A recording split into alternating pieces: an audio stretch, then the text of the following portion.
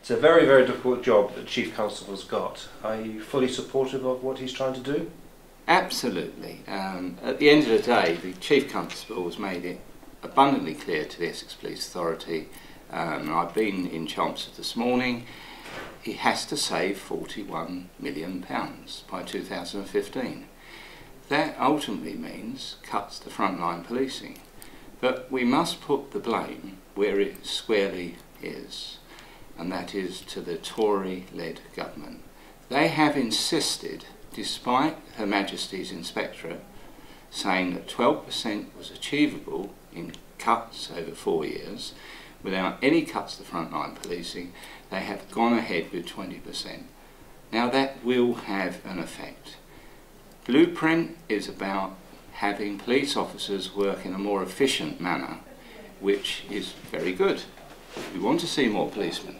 But the bottom line is the Chief Constable still has to cut 388 police officer posts by 2015. And how's that going to impact on Thurrock? In Thurrock, it ultimately will mean a reduction. We are talking about neighbourhood policing teams. We are talking about having more special constables. We are talking about our police community support officers. But ultimately, if you cut the budget, you cut the level of resource you have in the front line. One thing that's really concerned people is the decision regarding the closure of front desks from Corringham to Ockenden. Do you share those concerns?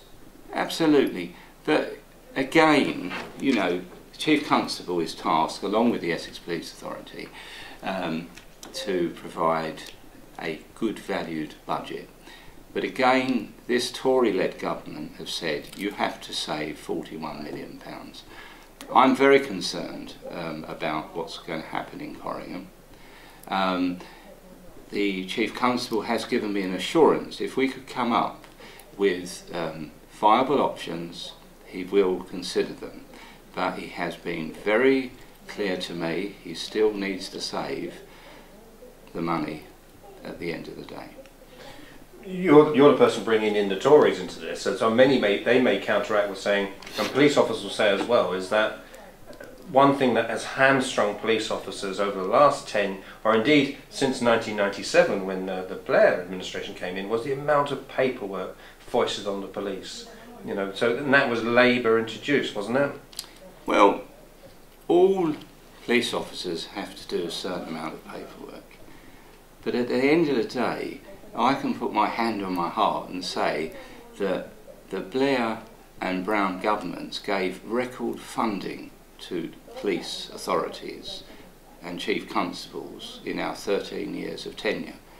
Now what we've seen now, and isn't it interesting, the first thing we see is a breakdown of law and order. We have riots on our streets. Is this sensible? Even the Mayor of London, Boris Johnson, is coming out and saying to the Prime Minister and to his colleagues, rethink the cuts. Now, we've had a taste of civil disorder, and isn't it interesting, if we look at the history books, every time we have a Conservative government in, we get riots. You cannot continually cut public services because they have consequences. And when you have youngsters out of work, you know, they're at the sharp end. You take away their allowance to go to the sixth form colleges, which was £30 a week, so you virtually say, we're not going to fund that anymore. You then put up university fees to £9,000, and both Cameron and his partner, his Liberal partner, were quite emphatic in the election campaign that there wouldn't be an increase. Here we are, it's the same old Tories. They say one thing and do another.